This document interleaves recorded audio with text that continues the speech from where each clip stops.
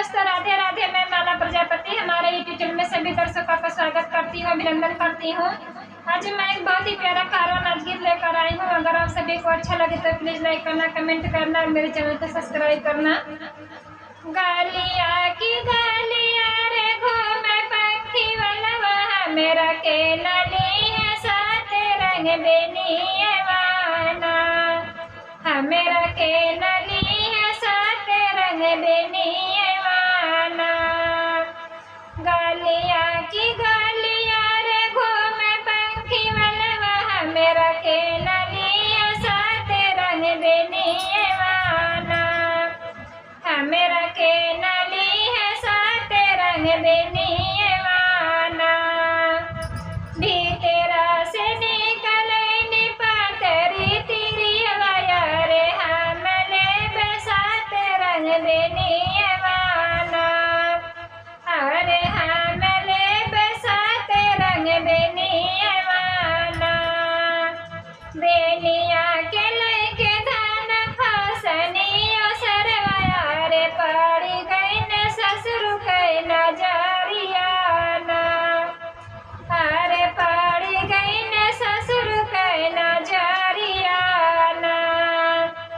बेनिया के लैके धान खसनियो सरवाया रे, पड़ी गई न ससुर कई नजरियाना, अरे पड़ी गई न ससुर कई नजरियाना। ऐसन बहुआ के न माती मरलया रे, बेटा बिना बेनिया के डोलाई है ना, अरे बेटा बिना बेनिया के डोलाई है ना। ऐसन बहुआ के न माती मरलया रे, बेटा बिना बेनिया के डोलाई है ना, अरे बेटा बिना बेनिया के डोलाई है ना। गालिया की गालिया रे घूमे पंखी वलवा, हमरा के नली है साथ रंग बेनिए वाना, हमरा के नली है साथ रंग बेनिए वाना। गालिया की गालिया रे घूमे पंखी वलवा, हमरा के नली है साथ रंग बेनिए वाना, हमरा के नली है साथ रंग बेनिए वाना। भी तेरा से निकले निबातरी तेरी आया रे, हमले बसात रंग बेनिए वाना, अरे हमले बसात रंग बेनिए वाना।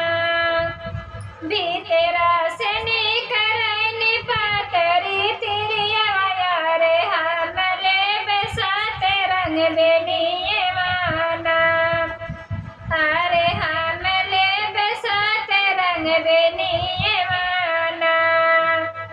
बेनिया के लैके धान खसनियो सरवाया रे, पड़ी गई न भसुर कई नजरियाना, अरे पड़ी गई न भसुर कई नजरियाना। बेनिया के लैके धान खसनियो सरवाया रे, पड़ी गई न भसुर कई नजरियाना, अरे पड़ी गई न भसुर कई नजरियाना। ऐसन बहुआ के न माती मरलया रे, भाई बिना बेनिया के डोलाई है ना, अरे भाई बिना बेनिया के डोलाई है ना। ऐसन बहुआ के न माती मरलया रे, भाई बिना बेनिया के डोलाई है ना, अरे भाई बिना बेनिया के डोलाई है ना।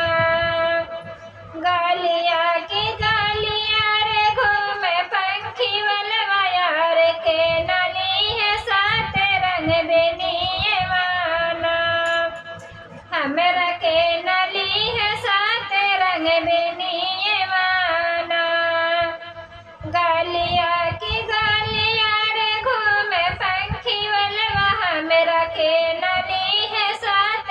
रंग देनी ये